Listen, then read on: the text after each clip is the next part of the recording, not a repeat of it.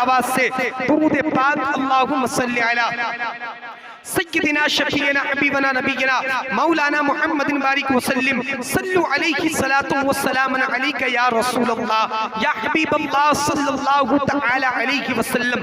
حضرات گرامی، جس آیت کریمہ کی تلاوت کرنے کا میں نے ابھی آپ لوگوں کے سامنے شرف حاصل کیا، اپنے آپ کو مشرف کیا اور میں نے آپ لوگوں کو بھی مشرف کیا۔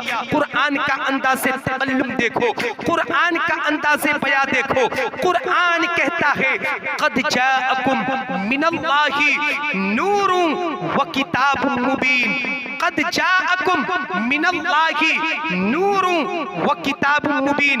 جب اس آیت کریمہ پر ہم سب کے رضا، اعلیٰ رضا، والا رضا، محدث رضا، مصنف رضا، مفسر رضا، اچھے رضا، پیارے رضا، سچے رضا، یعنی امام احمد رضا، سنیوں کی جان، مومنوں کی پہچان، علم کی چٹان، کہہ دیجئے محبت کے ساتھ سبحان اللہ، یعنی علامہ نقی خان کے صاحبزادے امام احمد رضا خان فاضل بریلوی علیہ الرحمہ کی جب اس آیت کریمہ پر نظر پڑتی ہے تو بریلی کے تاجدار کنز الایمان میں اس کا سیدھا سادہ ترجمہ یوں لکھتے ہیں قد جاءکم من اللہ نور و کتاب مبین۔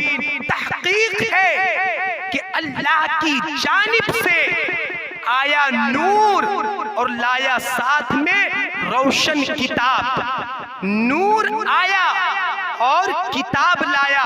اس کو میں صاف کر کے بتا دوں کہ نور کس ذات کا نام ہے اور روشن کتاب کس کو اللہ تعالیٰ نے فرمایا۔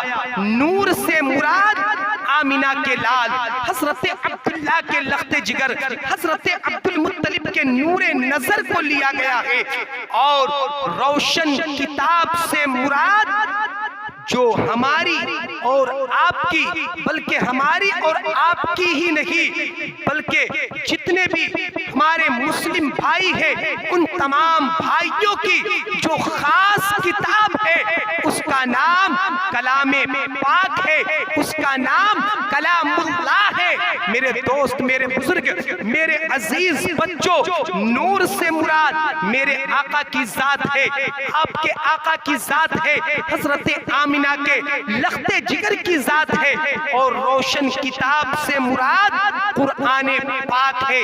اب بتاؤ تو ذرا صحیح، اللہ رب العزت نے یہ کیوں نہیں کہا کہ نبی آئے روشن کتاب آئی، رسول آئے روشن کتاب آئی، لیکن نہیں، نبی آئے روشن کتاب آئی۔ اللہ نے یہ ذکر نہیں کیا رسول آئے روشن کتاب ساتھ میں لائے، یہ ذکر نہیں کیا۔ آخر نور کا ذکر کیوں کیا اللہ نے؟ تو اس کی وجہ کیا ہے میں آپ کو بتانا چاہتا ہوں۔ آپ اپنے ذہن کو قریب کیجئے، آپ اپنے ذہن کو قریب کیجئے۔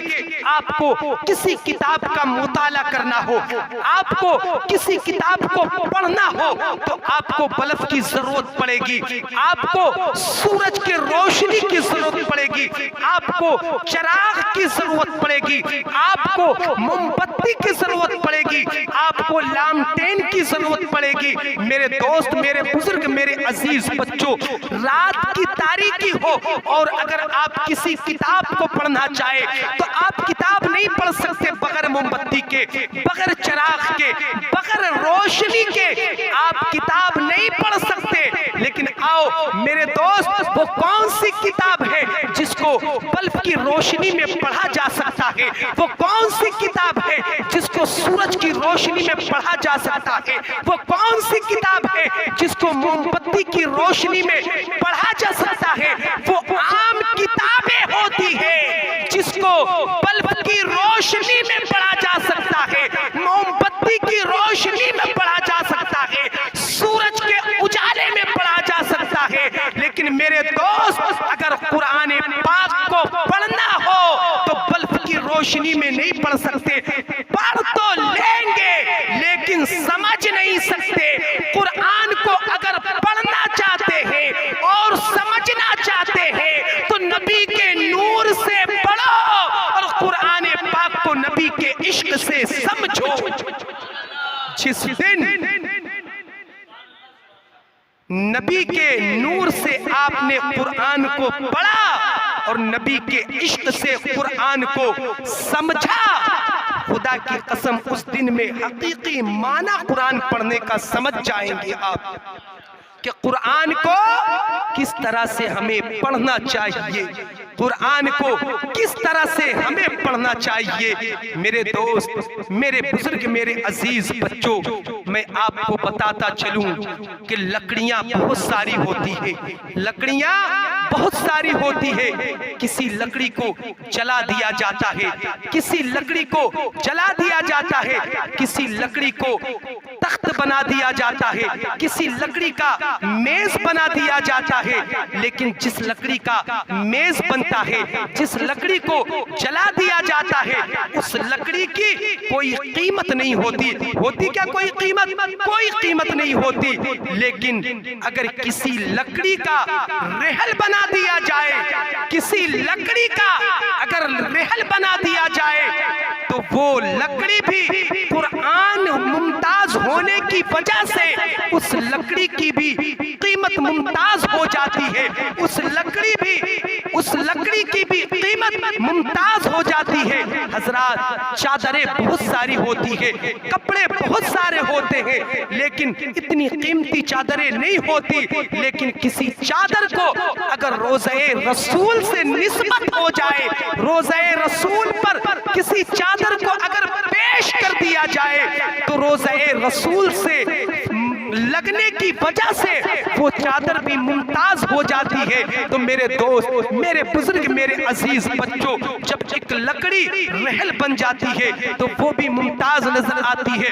لوگ قرآن پاک کو چومتے ہی چومتے ہیں، لیکن قرآن پاک کو چومنے کے ساتھ ساتھ رحل کو بھی چوم لیا کرتے ہیں۔ لوگ قرآن پاک کو تو چومتے ہی چومتے ہیں، لیکن قرآن پاک کے ساتھ ساتھ جزدان کو بھی چوم لیا کرتے ہیں۔ میرے دوست، آخر وجہ کیا ہے؟ جزدان کو کیوں چوما جا رہا ہے؟ لکڑی کے رحل کو کیوں چوما جا رہا ہے؟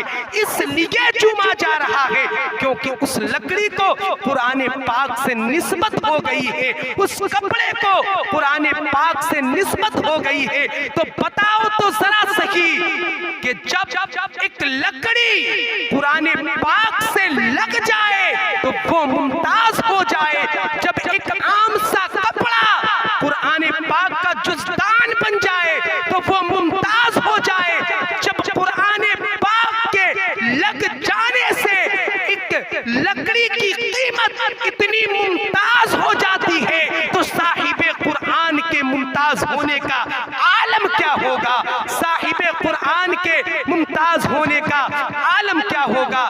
میرے دوست، میرے بزرگ، میرے عزیز بچوں، قرآن، صاحب قرآن، قرآن کیا ہے؟ اللہ کی کتاب ہے۔ اور صاحب قرآن کون ہے؟ ہمارے اور آپ کے آقا جناب محمد رسول اللہ صلی اللہ علیہ وسلم کی ذات بابرکات ہے۔ میرے دوست، میرے بزرگ، میرے عزیز بچوں، یہ بتانے کی ضرورت نہیں، ہمارے تمام مسلمان بھائیوں کو، مومن بھائیوں کو یہ بات معلوم ہے کہ ربیع النور کا مہینہ چل رہا ہے۔ نور والے آقا کی پیدائش اسی مہینے میں ہوئی تھی۔ 12 ربیع النور کی تاریخ تھی، صبح صادق کا وقت تھا۔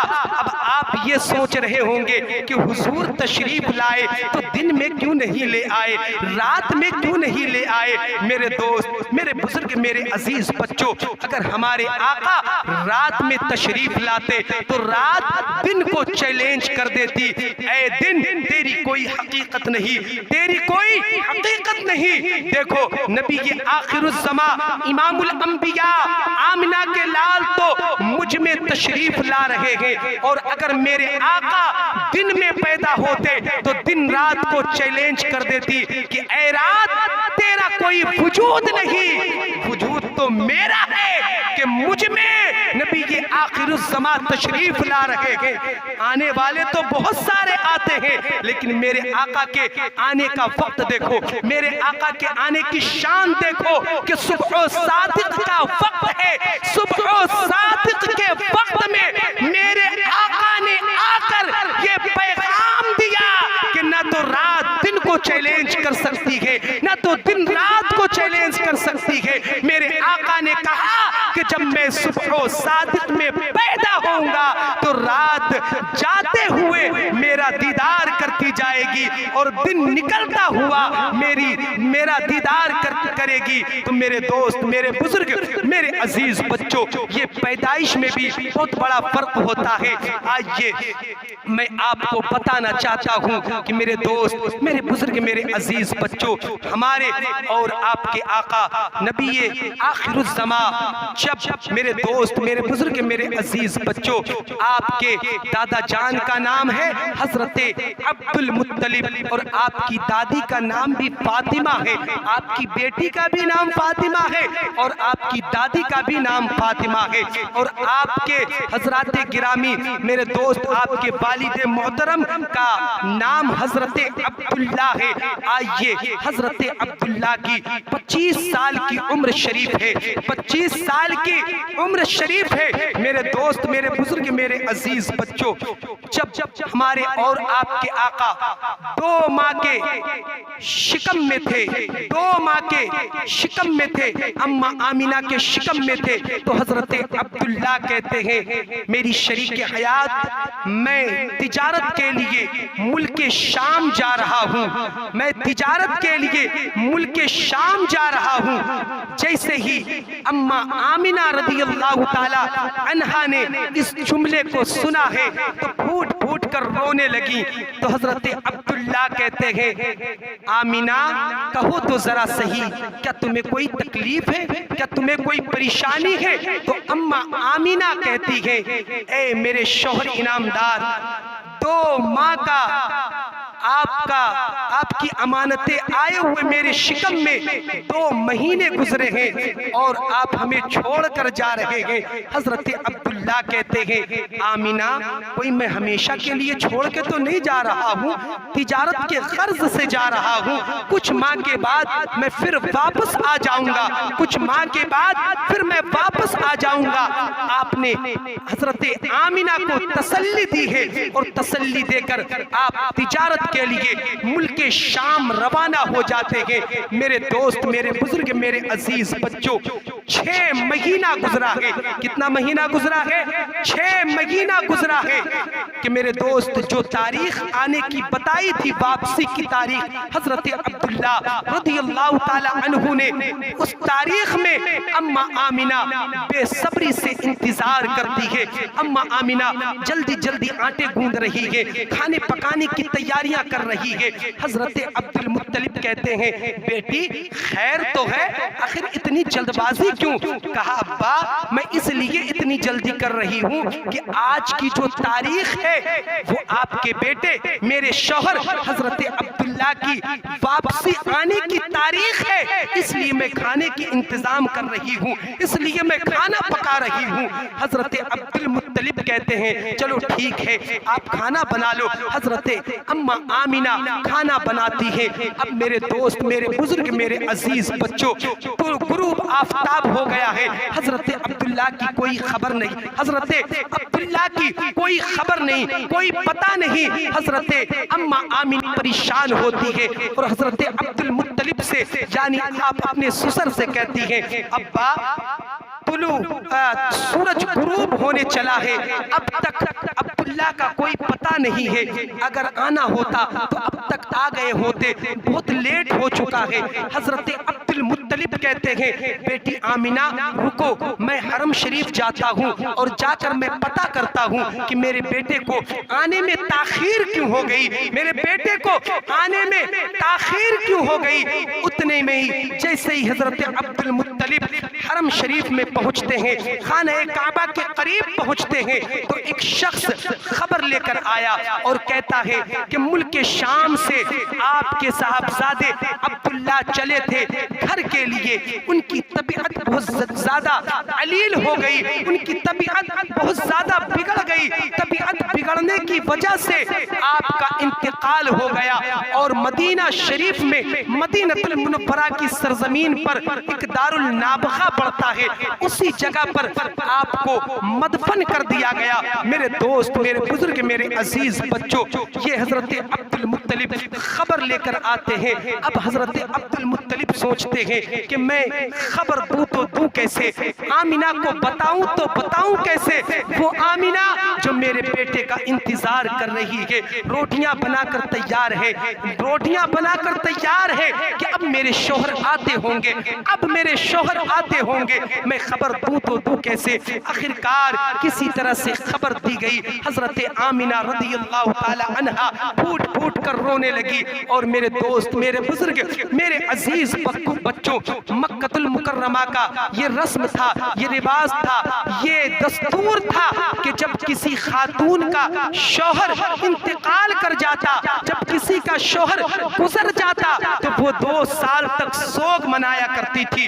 سوگ کسے کہتے ہیں؟ وہ نئے کپڑے نہیں پہنتی تھی, وہ عطر نہیں لگا پاتی, وہ خوشبو نہیں لگا سکتی, وہ نئے کپڑے نہیں پہن سکتی. میرے دوست, وہ میک اپ نہیں کر سکتی, اپنے گھر والوں کے لیے, اپنے شوہر کے لیے بھی تیار نہیں ہو سکتی. میرے دوست, جب شوہر گزر جایا کرتا تو 2 سال تک سوگ منایا کرتی. اب آؤ, جب 2-3 مہینے گزر گئے تو حضرت اماں آمینہ رضی اللہ تعالی عنہ کے جسم پاک سے ایک الگ سی خوشبو پھوٹنے لگی, ایک الگ سی خوشبو نکلنے لگی. مکہ شریف کی عورتوں نے شکایت کیا, مکہ شریف کے کچھ لوگوں نے شکایت کیا کہ عبد المطلب تم تو دوسروں کو مسئلے بتاتے ہو, کہتے ہو کہ سوگ منانا چاہیے, تمہاری بہو کیسی ہے کہ وہ تو عبداللہ کا سوگ ہی نہیں مناتی.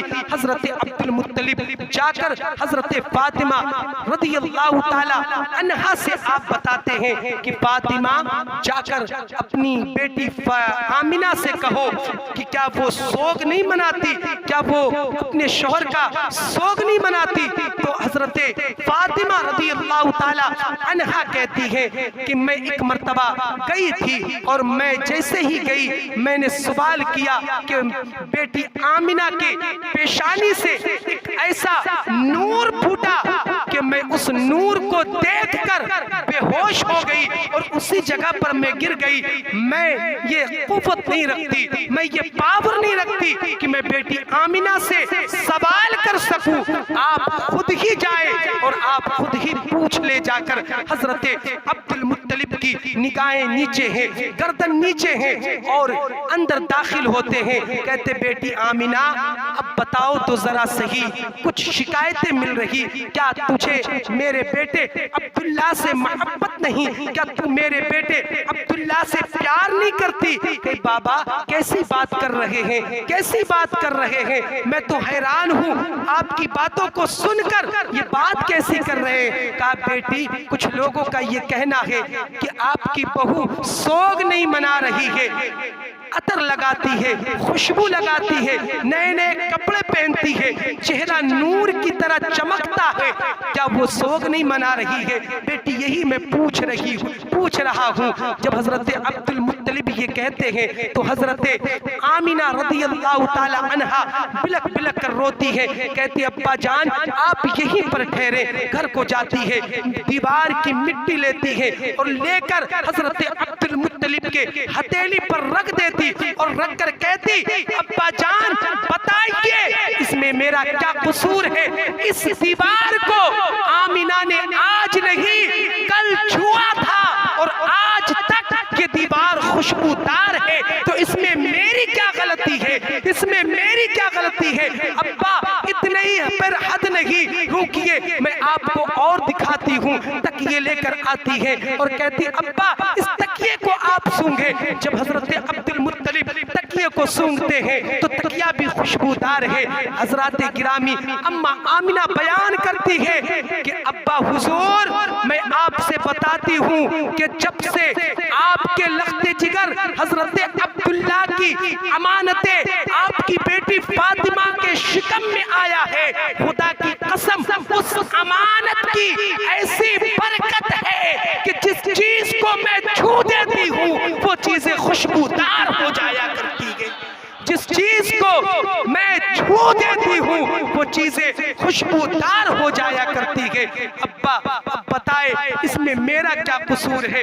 حضرت عبد المطلب بیٹھ جاتے ہیں، کہتے ہیں بیٹی اور بیان کرو، اور بیان کرو، اور کچھ واقعہ بتاؤ۔ کہا ابا اتنا ہی نہیں، سنیں کہ جب سے آپ کے بیٹے کی امانت میرے شکم میں آئی ہے نا، میں جاتی ہوں کنویں پر پانی بھرنے کے لیے، جب میں کنویں پر جاتی ہوں پانی بھرنے کے لیے، مکہ المکرمہ کی تمام عورتیں ڈول میں رسی باندھ کر پانی بھرا کرتی ہے، لیکن یہ آمینہ جیسے ہی کنویں کے کنارے پہ پہنچتی ہے، آمینہ کو ڈول میں رسی باندھنے کی ضرورت نہیں پڑتی، بلکہ کنواں خود اوپر آ جایا کرتا، کنواں خود اوپر آ جایا کرتا۔ اتنا ہی نہیں، ابا سنیں، مکہ المکرمہ کی تمام عورتیں کہتی آمینہ تیرا قدم بہت برکت والا ہے، اور جو تیرے پیٹ میں بچہ پل رہا ہے نا وہ بچہ بہت برکت والا ہے، آمینہ کچھ دیر رک جاؤ، تمہارے رکنے سے ہم عورتوں کے کام آسان ہو جایا کرتے ہیں، جب تک تم رکی رہو گی کنویں کے پانی اوپر رہیں گے، جیسے ہی تم چلی جاتی ہو ہمیں بہت محنت و مشقت سے ڈول کنویں سے کھینچنا پڑتا ہے، تو ابا میں کچھ دیر رک جایا کرتی ہوں، جب مکہ المکرمہ کی عورتیں پانی بھر لیا کرتی ہے تو میں پھر واپس آتی ہوں۔ حضرت عبد المطلب کہتے بیٹی اور بتاؤ، اور بتاؤ۔ اماں آمینہ بیان کرتی ہے کہ بابا اتنا ہی نہیں، بلکہ جب میں پانی لے کر آتی ہوں تو پتھر، پیڑ، پودے سب جھک کر یہ کہتے ہیں الصلاۃ والسلام علیکا یا ام الآمینہ، الصلاۃ والسلام علیکا یا ام الآمینہ، یعنی اے نبی کی ماں تم پر سلامتی ہو، تم پر سلامتی ہو، تم پر سلامتی ہو۔ حضرت عبد المطلب کو دل لگ جاتی ہے، حضرت عبد المطلب اور دلچسپی کے ساتھ کہنے لگتے بیٹی آمینہ کیا اتنے ہی ہے؟ اور بتاؤ، اور بتاؤ۔ اماں آمینہ کہتی ہے ابا اتنا ہی نہیں، سنیں کہ جب دھوپ نکلتی ہے تو خدا کی قسم آپ کی بیٹی آمینہ کے سر پر ایک بادل کا ٹکڑا آتا ہے اور آپ کی بیٹی آمینہ کو وہ سایہ کرتا ہے کہ کہیں ایسا نہ ہو کہ اللہ کے پیغمبر کی ماں کہیں دھوپ میں نہ آ جائے، انہیں کہیں لو نہ لگ جائے، میرے سر کے اوپر بادل سایہ کرتا ہے۔ حضرت عبد المطلب کہتے ہیں بیٹی آمینہ اور آگے بیان کرو۔ میری اماں آمینہ کہتی ہے ابا آپ کو میں بتا دوں کہ ایک رات مجھے بہت گرمی لگ رہی تھی، میرے ماتھے پر، میری پیشانی پر پسینے آ رہے تھے کہ دو خاتون آئی اور آ کر ہوے کے جھونکے لے کر آئی اور میرے سر و تنے پنکھا جھلنے لگی۔ میں نے کہا خاتون تم تو مکہ شریف کی نہیں نظر آتی ہو، تم لوگ کہاں سے آئی ہو؟ تو وہ دونوں خاتون کہتی ہیں اے آمینہ ہم جب مکہ شریف کے ہے ہی نہیں تو تم پہچانو گی کیسے؟ تو اماں آمینہ کہتی ہے کہ بابا میں نے پوچھا کہ بتاؤ تو ذرا صحیح تم کس شہر سے آئی ہو، تم کس علاقے سے آئی ہو؟ تو وہ دونوں خاتون بیان کرتی ہے کہ ہم دنیا سے آئے ہی نہیں بلکہ ہم کو رب ذوالجلال نے جنت سے بھیجا ہے کہ جاؤ میرے محبوب کی ماں کو پسینہ آ رہا ہے، اسے جاؤ اور ہوا دو، کہیں اسے تکلیف نہ ہو، کہیں اسے پریشانی نہ ہو۔ میرے دوست، میرے بزرگ، میرے عزیز بچوں، یہ ہے میرے آقا، آپ کے آقا جناب محمد الرسول اللہ صلی اللہ علیہ وسلم کا مقام۔ آخر جملہ میں کہہ دوں کہ اس کے بعد بھی اگر ہم نبی کو اپنے جیسا بشر کہتے رہے اور سمجھتے رہے تو ہمارا آخرت میں کیا بنے گا وہ تو اللہ ہی جانے۔ میرے دوست، میرے بزرگ، میرے عزیز بچوں، نبی بشر بھی بھی ہے بشیر بھی ہے، نبی بشر بھی ہے یاسین بھی ہے، نبی بشر بھی ہے طٰہٰ بھی ہے، نبی بشر بھی ہے نبی مزمل بھی ہے، نبی بشر بھی ہے نبی مدثر بھی ہے۔ میرے دوست، میرے بزرگ، میرے عزیز بچوں، اللہ رب العزت نے کبھی یاسین کہا، کبھی طٰہٰ کہا، کبھی مزمل کہا، کبھی مدثر کہا۔ ان تمام آیتوں کو کیوں نہیں دیکھتے؟ کیوں صرف وہی آیت ہمیں نظر آتی ہے، انما انا بشر مثلکم یوحیٰ الی؟ اے محبوب آپ فرما دے کہ میں مثل بشر ہوں، میں تمہاری طرح بشر ہوں۔ میرے دوست، میرے بزرگ، میرے عزیز بچوں، جو نبی نے یہ کہا کہ میں تمہاری طرح بشر ہوں، یہ تو ان کی عاجزی ہے، ان کی انکساری ہے کہ مثلا میں آپ کو بتا دوں کہ آپ کو مجھے دعوت دینی ہو تو آپ کیا کہیں گے؟ حضرت میرے غریب کھانے پر آپ تشریف لائیے، کل کی آپ کی دعوت ہے۔